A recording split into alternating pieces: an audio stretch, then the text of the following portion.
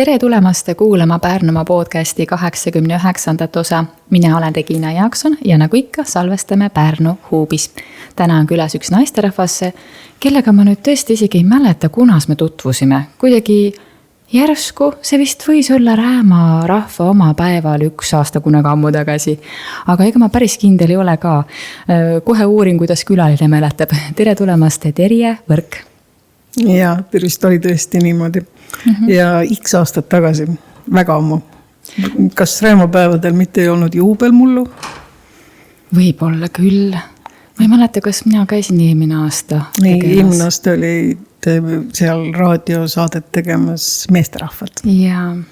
No vot, ega see Rääma rahva oma päev on ka hästi pika traditsiooniga juba tegelikult, et selline kogukonna üritus ja omal ajal õnnestus Tre raadioga teha seal ülekandeid ja siis kutsusime välistuudiosse erinevaid inimesi jutustama ja Terje käis siis ühena, kes siis on ka Räämal enda koduhoovi avanud sellele kogukonna päeval nii-öelda.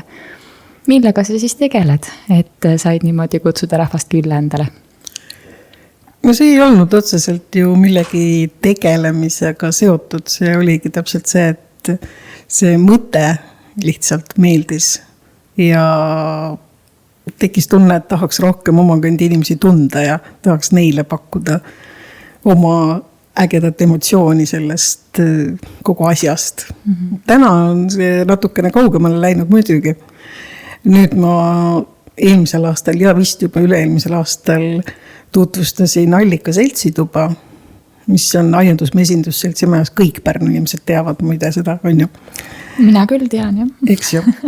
Ja nüüd on nagu selline natuke laiem mõõde juures, aga siis tõesti see koduhoovide avamine Pärnus vist teised piirkonnad veel ei teinud seda. Nüüd on ta juba igale poole laienenud, eks ju. Ja Rääma on nii suur ja lai. Pärnu suurim linnaosa äkki. Ja kui sa kõnnid Rääma tänavatel, ega sa sinna aia taha ju ei näe tegelikult. Meil on selline omamoodi vahve krunt, kus on avarust palju, maja on tee ääres, kõrge plankaed ees, nii nagu Räämas ikka. Aga siis tulevad inimesed su kitsukasest aiavaravast sisse, et kui ilus teil siin on. Ja ongi ilus ja vägev ja tore. Kuidas sinu Rääma lugu alguse sai? Me kolisime sinna mõned head aastad tagasi. Ja käisime tõesti ringi terve Pärnu peal ja mul ei ole Pärnuga enne mingit sükest väga tihedat sidet olnud. Aga tol hetkel oli vaja Pärnusse kolida. Abikaasa vahetas oma töökoha. Mina tulin temaga loomulikult kaasa. Ja pidime suht kiiresti selle otsuse tegema ka, ega väga palju valikuaega ei olnud. Käisime ringi, vaatasime erinevaid kohti. Raekülas ja Vana-Pärnus ja Lõvikülas, teistes kohtades kõik Pärnu oli nii kauneid kohti. Me olime kindlad tol hetkel, et me ostame maja. Meie jaoks ei olnud ju vahet, kas ta on ühel pool silda või teisel pool silda. Et saaks jalateatris käia. Nüüd ikka käime autoga, sest ilm on külm ja sild on küll. Ja selle me ostsime ja seal me elame väga õnnelikult. Parim koht on Rääma. Sellised kogukonna üritused nagu see Rääma rahva oma päev, eks ju. Et see ju ühelt poolt avab uksed nagu oma kogukonna liikmetele, aga teiselt poolt ootab ka ju nagu teist rahvast külla, kes võib-olla pole varem Rääma kanti väga sattunud ja mõtlevad ka, miks mitte seal elada on ju. Et kuidas see sina tunnetad selliste kogukonna ürituste nagu mõõdet ja väärtust? See on nii raske küsimus. Kogukonna sõna üldse ja kogukonna kasvatamise protsess üldse tänases päevas minu meelest on ülikeeruline. Me oleme suhteliselt killustunud ja siis need, kes vajavad enda ümber rohkem inimesi, võimlevad kogu hingest selle nimel, aga alati see ei õnnestu üldse. Mingi grupp tekib, mingi kogukond tekib, võid seda nimetada oma sõpruskonnaks, ta tekib mingi ühise kogemuse või tegevuse või huvi baasilt siiski. Sa võid kuuluda korraga mitmesse kogukonda, aga kogukonna tugevus sõltub ikka sellest, kui palju inimesed ise sinna panustavad, et keegi kõrvalt, ülevalt, kaugelt ei saa seda luua. niimoodi nipsust ei sünni. Aga see kogukond, kus sina toimetad, kuidas sa seda tugevust näed? Ma vist olen päris mitmes erinevas kogukonnas ikkagi ka, et ma ei ole ainult ühes.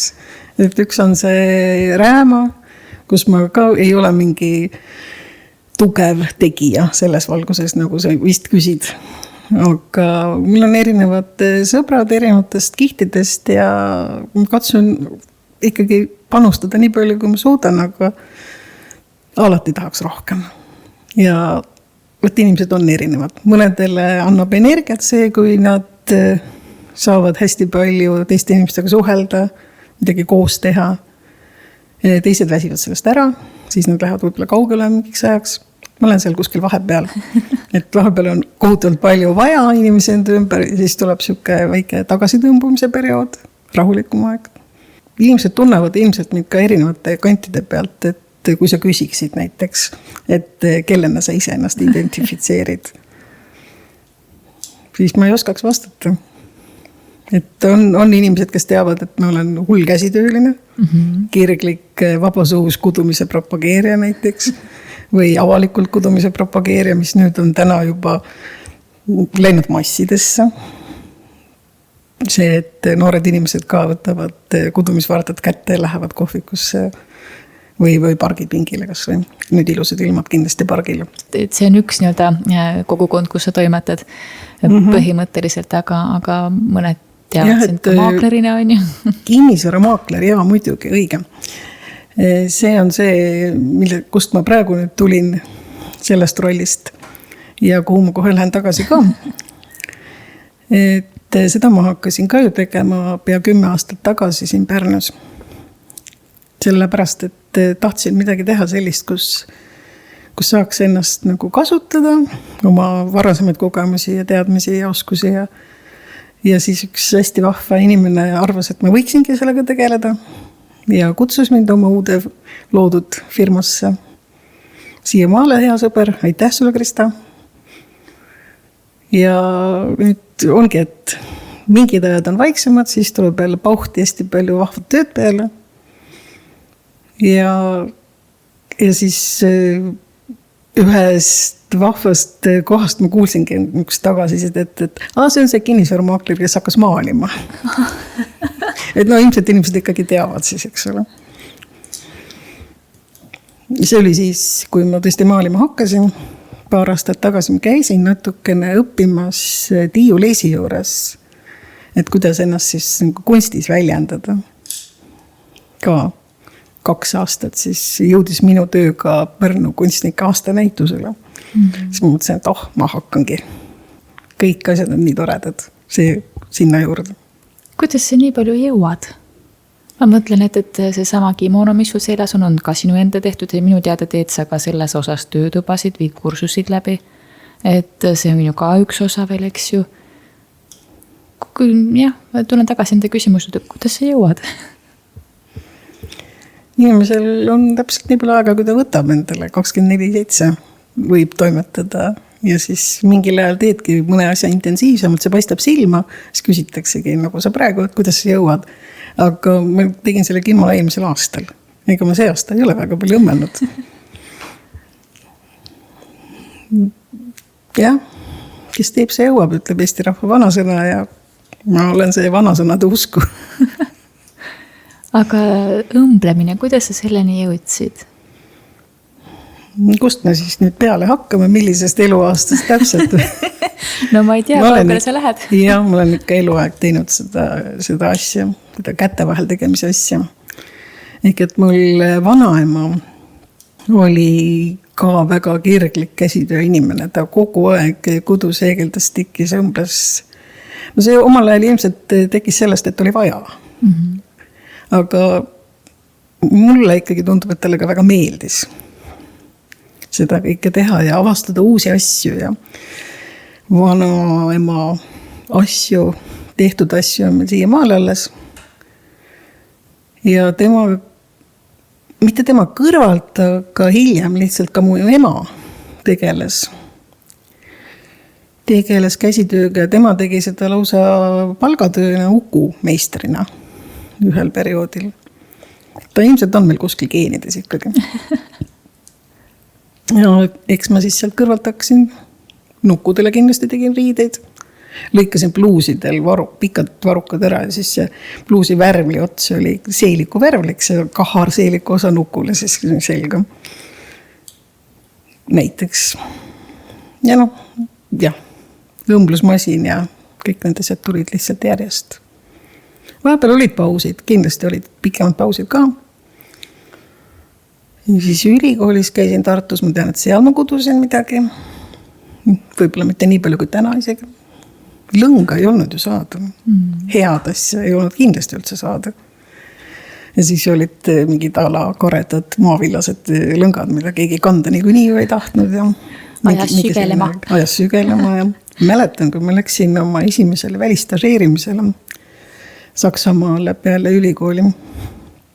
Avastasin lõngapoe aastal 92 äkis, jah. Ja ostsin sealt kotitäie hele lillat mohaärlõnga. Kudusin sellest kampsuni, väga mõnus kampsun oli, kandsin ribadeks. Aga tänasel päeval, kui palju sul on seda kudumist näiteks igapäevaste tegevuste juures? Et tänagi, kui me siin hakkasime jutustama, mõtlesid, et võtan siis endal varded välja kotist ja mina ütlesin, ära ikka võta, et muidu sa ei suuda keskenduda siin jutu ajamisele. Ja ütlesid, et suudad küll, et sul käib see nii pidi. Et kui palju sul tänasel päeval on seda nagu igapäeva tegemiste juures? Ega kui sa parasjagu praemuna teed, siis sa ei koo ilmselt, eks. Ma võtan nüüd oma igapäeva tegevused kõrvud. Aga selline 5 minutit mingite asjade vahepeal korraks teha on väga normaalne minu jaoks. Kui mul oleks rohkem mingi pikki istumisi, konverentsi, bussisõite, autosõite, ma kindlasti kooks veel rohkem. Ja õhtuti ja hommikuti ja kolmapäeviti kindlasti. Miks just kolmapäeviti? Allika seltsitoa kogukonnas, siis on kudumiskogukond, kes meil koguneb kolmapäeviti ja Anneli Saarts pani sellele sellise vahva nime, kolmapäevased kirglikud kudujad, sest me tõesti oleme väga kirglikud ja kolmapäev kujunes kuidagi välja selleks päevaks.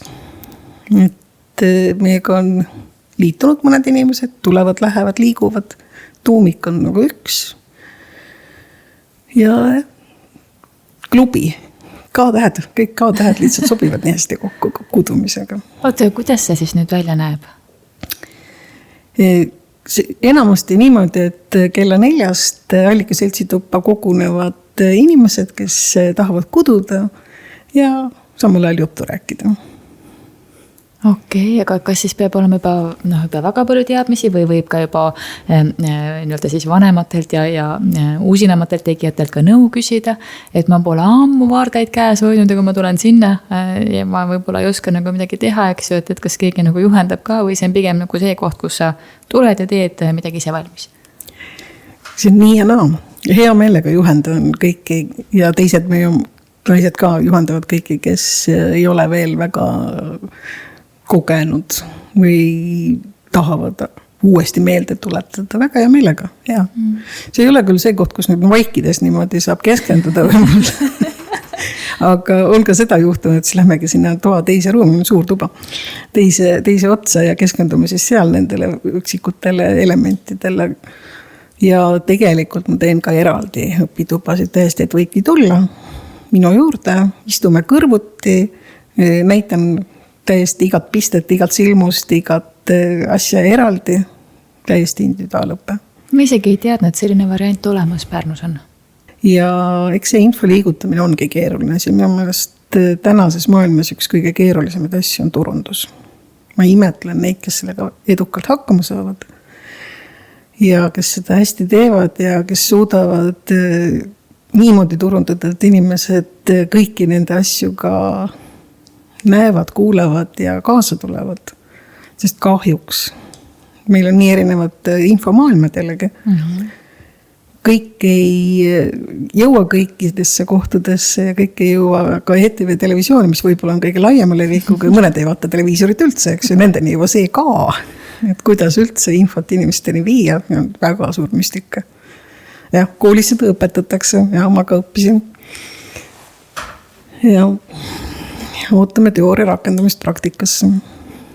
Aga ühesõnaga, kui keegi siis nagu tunneb, et ta tahaks enda oskusi lihvida või täitsa õppida, et siis ta võib sinuga üks-ühele kontakti võtta. Ja tegelikult võib kirjutada täiesti mulle isiklikult, võib kirjutada Facebooki, Allika seltsituba ikka aeg-ajalt ilmub inimeste voogudesse. On juhuslikud inimesed ka näinud aeg-ajalt ja tulnud ja rääkinud ja oleme teinud ja nüüd kohe pärast seda lähen kokkusaamisele meie suviste laagri kasvatajatega. On meil plaanis suvel teha ju juulikuus ka jälle teist aastat lastele käsitöölaager. Ja seekord mitte ainult käsitöö, vaid natuke tralli ja tantsu ja näitemängu ka sinna juurde. Eelmisel aastal lõpetasimegi päris mitu tüdrukut heegeldama. Mõnedel oli see soov juba enne. Teised tulidki selle jaoks, et meie juures nädal otsa heegeldada. Nii armas tõesti. Tahame see aasta seda uuesti teha. Võib-olla need tüdrukud enam ei tule, nemad või oskavad, eks. Aga võib-olla tulevad ja kuulutame selle kohe varsti ka rohkem välja. Ja meililistiga on ka veel võimalik liituda. Et siis jõuab info kindlasti kohale. Kui muidu võib-olla ei näe kuskilt sotsiaalmeediast kätte ei saa, siis meile ikka inimesed loevad. Ja kuidas selle meililistiga liitumine käib? Facebookis mul on üks link kodulehe peal kirjas seal ja siis võib jällegi leida ta üles otsinguga. See on sellises keskkonnas nagu Behave, vist kirjutatakse. Et vana hea Google kindlasti aitab selle koha peal. Ja mida ma otsima peaksin sealt siis? Allika seltsituba. Allika seltsituba ja siis ma saan juba selle mailing listi kuidagi... No arvan küll, et see peaks ikkagi otsinguga välja tulema. Okei. Mis te veel teete seal? Tundub, et tegevust vist on. Jaa, ma võin öelda, et me kutsume kõiki igasuguseid asju tegema. Ja kõige rohkem tahaks veel neid inimesi, kes seal tahaksid oma õpitubasid ise nagu juhendada. Et mul võib ju olla ettekujutus, et ma oskan kõiki asju ja jaksan juhendada, aga tegelikult sa ei jaksa. Ühel hetkel mõtled, et vahe peaks puhkama ka.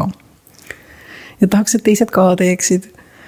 Ja siis Otsit eelmine aasta Taisi tegi väga vahvaid töötubasid meie juures, Taisi Loorens. Gildimajas tegutseb muidu praegu. Ja on erinevaid tegijaid olnud ja tahaks leida veel kellegi. Kes tahaks meie ruumi lihtsalt kasutada. On seal ka nagu suunitlus, et peab olema käsitööga enne kõike seotud? Ei, tegelikult ei pea.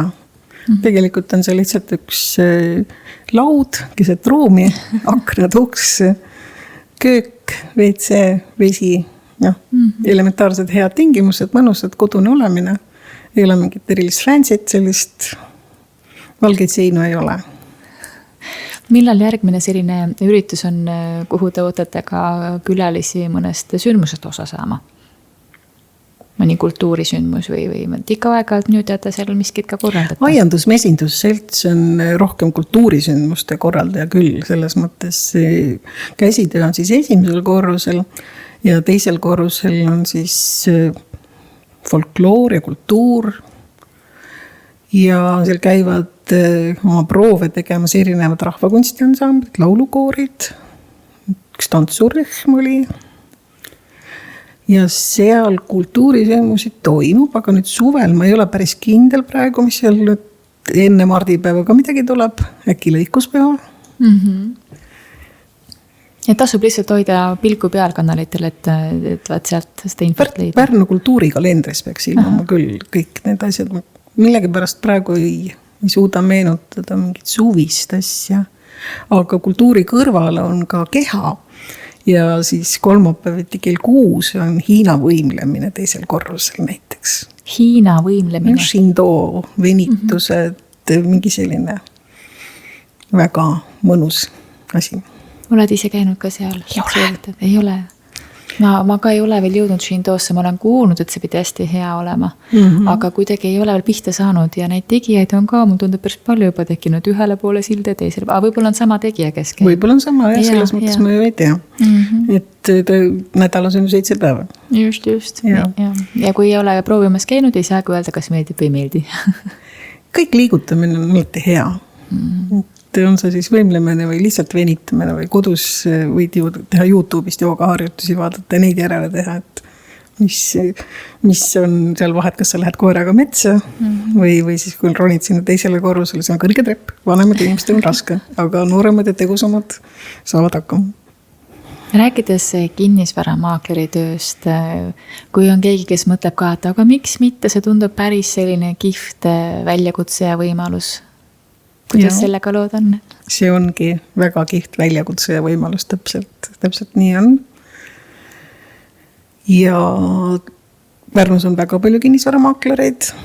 Igal inimesel on vähemalt 3 tuttavat kinnisvaramaaklerit. Nendest puudust selles mõttes ju ei ole. Üks on parem kui teine. Ja see töö on väga rutiinivaba. Väga huvitav, väga põnev. Väga palju pakub endale mugavustsoonist välja minemist. Ja pingutamist. Tal on üks puudus ka. Ta on siiski mõnevõrra ebastabiilne. Need, kes on kauem tegutsenud, just siin ühel päeval rääkisin väga kaua tegutsenud kinnisvaramaakleriga, ütles, et tal on teatav stabiilsus tänu sellele, et ta ongi kaua tegutsenud, tal on palju tuttavaid, palju kliente, tuleb kogu aeg ja läheb kogu aeg ja hoolitseb selle eest, et tuleb ja läheb kogu aeg, et sa pead iga päev tööd tegema. Nõuded, ütleme, sellesse ärisse astumiseks ei ole väga kõrged, igaüks võib hakata. Nagu üldse ettevõtlusega tegelema. Aga see hing vist peab olema ettevõtja oma.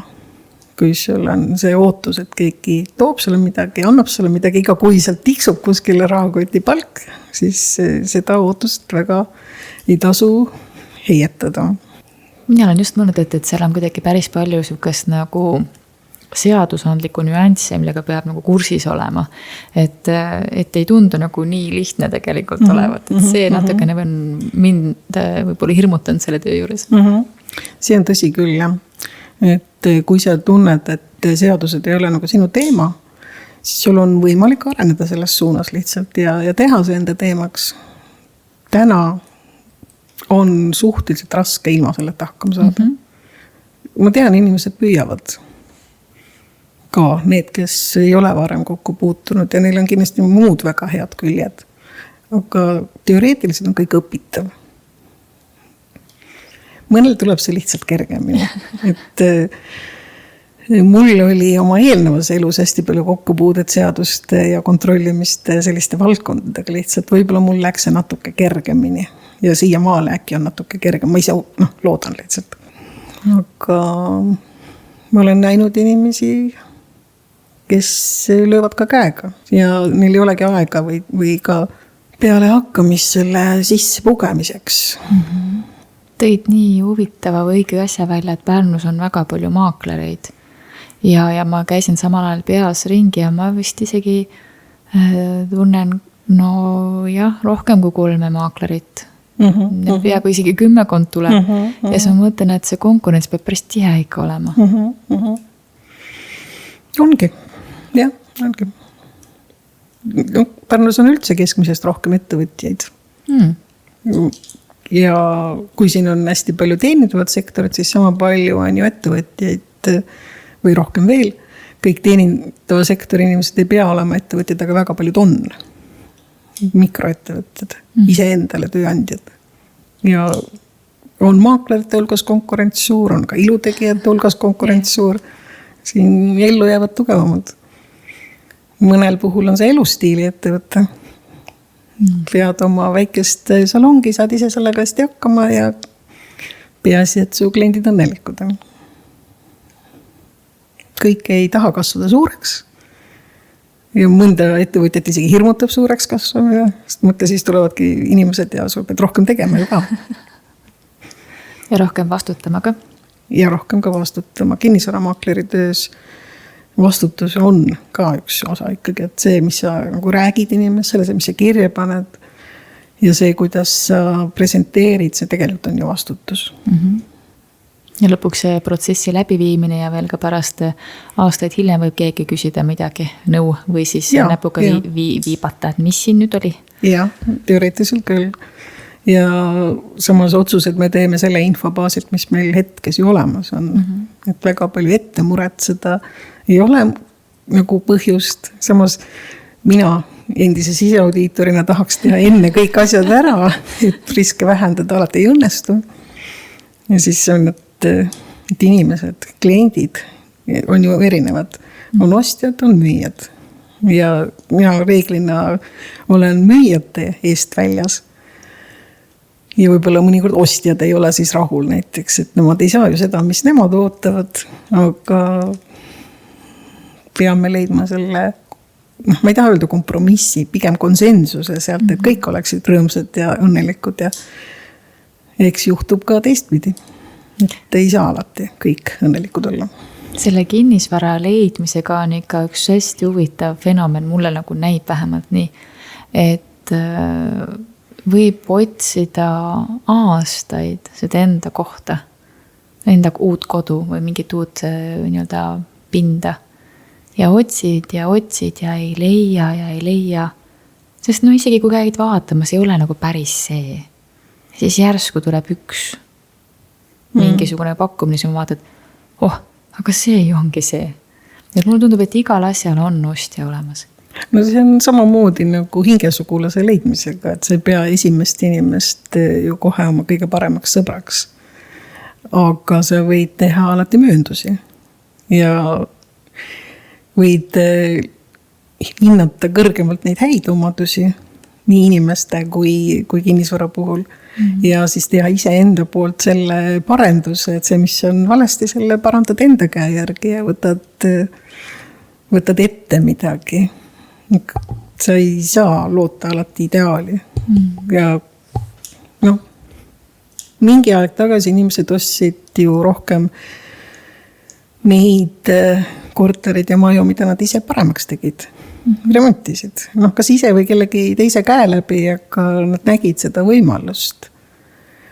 Praegused ostjad on võib-olla oma põhitööga nii hõivatud, et neil ei ole aega selleks, neil ei ole aega oodata, nad tahavad kohe sisse kolida. Ja kus sa siis leiad kohe selle, mis sinu hingele täpselt vastab? Kas sa siis võtad need 4 valget seina ja hakkad neid täiendama või teed midagi enamat? Aga kui sul ei ole aega selle peale mõelda, meelsamini võtadki selle, mis on valmis ja lähed edasi. Ja kohandud ise vastavalt sellele kohale nii-öelda. Kohandumine on ka muidugi see teine märksõna, et kas sa ise suudad kohanduda nende oludega väga väljakutset pakkuv, tihti võimatu.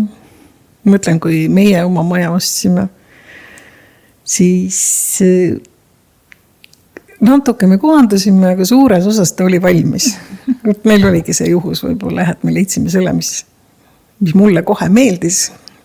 Me vist ei ole isegi tapeeti vahetanud seal. No see on see, et see tunne peab olema õige. Lihtsalt see tunne või see teadmine, et see ongi minu koht. No öeldakse, et kinnisvara ostes ei tohi väga palju emotsiooni välja näidata, et siis saab äkki hinda alla kaubelda. Peab see paika siis või? Kaubelda kõik ei oska, kõik ei taha ja kõigile see ei sobi. Öeldakse, et jätke hinna sisse natuke ruumi, et inimesed tahavad kaubelda. Kõigil on siis hea meel, kui saab alla hinna võtta. Miks ta raske koht on langeval turul eriti keeruline? Sest kui on ootus, et kõik hinnad järgmisel aastal jälle kukuvad ja ülejärgmisel jälle kukuvad, siis kõigil see hinnalangetuse ootus võib-olla on suurem isegi. Pärnus inimestel on tavaliselt rohkem aega.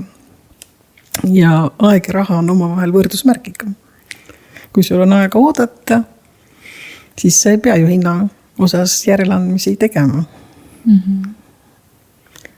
Aga müüa kinnisvara ilma, et sul ei oleks vaja seda müüa, siis on natukene raske jõuda selle ostja ja müüa vahelise kompromissini. Mõlemad rahul oleksid. Jah, kui ma müün lihtsalt sellepärast, et nagu müüjaga otsest vajadust ei ole, siis nagu tõesti ma võin ju selle hinna panna väga kõrgustesse ja istuda aastaid selle otsas. Eks vahel ju nii on ka.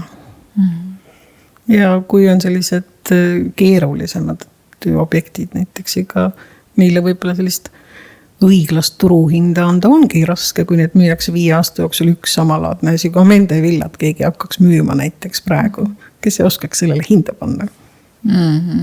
Hindamatu. Sellist ei ole müüdud ju. Noh, hakkad siis võrdlema mõne teise mõisaga.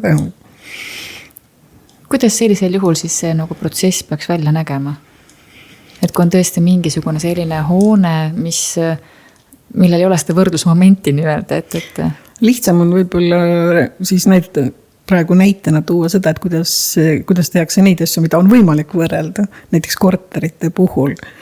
Et sa peaksid võtma kõrvale kõik 3, 5, 8 samalaadset objekti samas majas, kõrvalmajas, samasuguses majas vähemasti paneelmaja, ütleme tüüpkorter paneelmajas, 5-korruseline, 3 tuba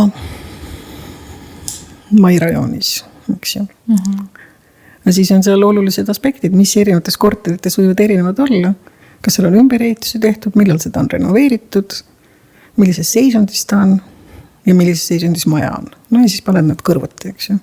Et kui sul on siis kõrval üks eile remonti lõpetatud korter ja teine, kus veel ei ole alustatud korter, siis selle baasil pead sa peadki neid võrdlusi tegema ja selle hinna nagu välja arvutama. Ja kui sa siis leiad, et samas majas kõrval täpselt samasugune korter on müüdud mingi hinnaga ja siis seal kõrval veel üks ja need on kõik avalikus pakkumises ka veel olnud. Ja siis sa saad sellise kalkulatsiooni teha, et see minu müüdav korter ka ilmselt maksab sama palju, sest enamik ostjaid on nõus nii palju maksma selle eest. Võib-olla su sugulane või naaber või keegi oleks nõus rohkem maksma. Sellega kahjuks turuhinda arvestada ei saa. Sellega pikalt ei purjeta. See võid õnnestuda talle müüa see, kui ta just sellel õigel hetkel sinna satub ja selle hinnaga nõus on. Aga kui kõik ülejäänud 1000 inimest maksaksid vähem, siis see õiglane turuväärtus on ka madal. Aga sellised nagu, mis on, ütleme siis kogemata õnnestunud kallimalt müüa, kas need kuidagi mõjutavad seda üldist turufooni ka? Ikka mõjutavad turufooni näiteks selles mõttes, et siis inimesed, kes oma vara müügi tahavad panna, vaatad, see müüd, siin pakkus ju nii kallilt, eks me näeme, eks ole, portaalides on ju hinnad üleval ja ajalehes ilmub kinnisvarakuulutused ja siis nad nendele tuginevad. Kahjuks nad tihti ei märka, et see võib-olla on 10 aastat sama hinnaga pakkumises olnud või hind on kogu aeg langenud näiteks. Või ongi sõber tuttav selle ostnud või oma firmade vaheline mingi kokkuleppe olnud. Mõjutavad, aga hindajatöös kõiki neid asju arvesse võtta nad ei saa. Eks see on niisugune pikk protsess selle õigesse leidmine ja kogu see kupatuse vormistamine nii-öelda. Jah, see ei ole kõige lihtsam töö. Aga samas, kes väljakutseid tahab, siis on selline hea võimalus sellises sektoris nagu kinnisvara ennast siis arendada. No me oleme ka võtnud algajaid ja õpilasi Arkovarasse, me oleme nendele mentor olnud, praegu on ka 3, kes alustasid mõned kuud tagasi. Ja üks suhteliselt värske hindaja on, et ikka tulevad uued inimesed ka muidugi, ei saa ainult vanade pealt. Ja huvitav, et siiamaani veel nagu on turgu, millele siis tõesti nagu maaklereid vajatakse. Et tundub, et areneb kogu aeg. Inimesed kogu aeg ju liiguvad, vahetavad, arenevad oma erinevates eluetappides, nad vajavad erinevaid elukohti. Ja kus sa muidu saad, kui sa ei osta müüa vahelt? Noored võtavad üürikortereid, ei tee veel mingid kindlaid otsuseid oma eluks. Natukene varemad juba loovad pered, neil on suuremad korterid vaja, siis on sul veel suuremad korterid vaja, siis sa võib-olla tahad juba majja kolida. Et õnneks ei ole me praegu väga seotud selle esimese valikuga. Need ajad on möödas ja me saame liikuda ilma selleta, et tunneks ennast halvasti, et ma nüüd müün maha oma korteri. Kuidas ma siit ära lähen oppi? Ma ei tea, ma vist olen just seda tüüpi, kes nagu ma olen ka flirtinud mõttega, et oleks ju äge edasi liikuda ja siis vaatan enda kodu, mul ei ole nagu põhikodu linnas, vaid nagu maakonnas ja vaatan seda idülli, mis ma sinna loonud olen. Mina ei raatsi nagu maha müüa seda. No lihtsalt ei raatsi, sest et see on nagu nii minule tehtud ju. Aga see ei peagi ju. Sul ei ole ju vaja. Ja need inimesed, kellel ei ole vaja, need ei peagi müüma. Müümine ei ole mingi nagu kohustus, et ma pean minema. Ja elu toob meile muidugi ette mingeid hetki, kui meil on vaja teha otsuseid, siis ei tasu neid muidugi teha ka ülejala. Et kui see nüüd tekib see olukord, et sul ei ole selle maja pidamiseks enam raha näiteks, majad on kulukad siiski, olgem ausad. Kuigi need kulud on, igas perioodis on väiksed ja kokku on mingi suur summa pärast, vaatad katus juba tilgub läbi, vaja vahetada. No siis võid ju jääda sinna tilkuva katusele, sest sa ei raatsi sealt ära minna. Aga ühel heal hetkel ja mõnel inimesel saabub see lihtsalt hiljem, peab neid otsuseid tegema. Noortel inimestel on ju lihtsam, aga vanematel inimestel on kindlasti keerulisem oma eluaegsest kodust lahkuda. See emotsionaalne side nii tugev lihtsalt. On, kindlasti on. See võtab aega sellest nagu lahti laskmine. Ja enne kui ei ole lahti lasknud, keegi vägisi ei saa sundida. Kui elu ei sunni vägisi. Mul tundub, et kui ise pole inimene suutnud ka mentaalselt lahti lasta, kas siis see müügiprotsess ka venib? Kuidagi nagu lihtsalt ei lähe. Ja, venib ikka muidugi. Aga peatame korraks sinu kätetööl. See sama kimono, mis sul seljas on. Kui kaua selle tegemine aega võtab? Sa nüüd vaatad seda. Kaua see mul võttis aega? Ma olen proovinud seda protsessi taastada. Mis see tähendab? Sirge tõmblused 3 tundi järjest püsti ei tõuse. Sirge tõmblused järjest 3 tundi püsti ei tõuse. Nii, sa pead mul natuke dekodeerima seda mõtet. Ehk see on suhteliselt lihtne konstruktsioon ja sul peab olema materjal olemas. Sellisel juhul ongi 3 tundi lähebki aega. Võib minna kauem ka, võib aeglasemalt ka teha, võib vahepeal mõtiskleda ja keerata edasi tagasi. Et käsitöö puhul minu meelest on see alati hästi keeruline öelda, kui kaua see siis aega võtab. Ma ühte kampsunit kudusin 2 aastat. Tegelikult ta ei võtnud mul 2 aastat aega. See on protsess, mida ma naudin ja teen vahepeal ka teisi asju. Mul on pere, mul on koer, mul on mees, laps, kõik asjad, elu vajab ju elamisteks. Sa ei koo ju kogu aeg, sa ei õmble ka kogu aeg. See on su eluprotsessi üks osa. Samamoodi siis see õmblemine, me tegime eelmisel aastal ühe vahva Viljandi naisega suvekursuseid. Tema tuli siia, võttis oma 10 masinat, 3 masinat kaasa. Ja panime need üles ja siis tulid päris mitu Pärnu naist, õppisid selgeks, kuidas siis kimonat õmmelda. Mõned võib-olla käivad ka nendega. Esimene õmblemine on alati hirmus.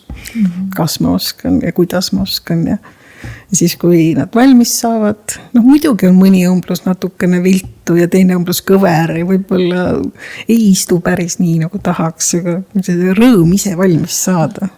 See oli nii äge vaadata, et needki, kes polnud kunagi enne ise õmmelnud ja oli selliseid ja said valmis ja ma loodan, et nad meenutavad seda rõõmsalt seda õhtut. Mina lootsin, et see on sul selline igasuvine projekt. Et ma kuidagi eelmine aasta jäin hiljaks. Mõtlesin, küll see järgmine aasta teed ka. No, kui selline tellimus otse eetris, siis loomulikult tuleb teha, jah. Et ikkagi on võimalik niimoodi küsida selles osas ka sinu käest juhendamist? Ikka on, ma tegelikult õpetasin või õmblesime koos siis inimestega ka individuaalselt, jah. Selles mõttes kõik ei jõudnud ka siis kursusele ja küsisid, et kas saaks tulla, lõige on ju olemas, oskused on olemas, tegimegi selle läbi ja õmblesime valmis, et jah, saab teha täiesti ka individuaalselt tundi. Lihtsalt kirjuta mulle, paneme kalendrisse aja ja teeme ära. See on kui äge, kuule naiste sõnast siin kohal. Aga ma arvan, et saame sellega täna siis kokku võtta, et põhimõtteliselt ma sain aru, et kui ma tahan tulla õppima kudumist või heegeldamist või õmblemist, siis ma saan sul otse kirjutada ja kui mul on vaja kinnisvara vahendada või müüa, osta, siis ma saan ka sul otse kirjutada. Ja mulle tundub, et minu telefoninumber on küll suht avalik iga nurga peal enam-vähem üleval. Ta isegi, ma ei hakka praegu välja ütlema. No igatahes, keda nüüd teema huvitama hakkas, siis Terje võrk ja leiate üles. Allika seltsituba tasub ka guugeldada. kuule, aga siis sellega võtame täna kokku, et suur aitäh sulle ja siis kohtumiseni loodetavasti masina taga, õmblusmasina. Õmblusmasina taga. Aitäh. Teeme nii.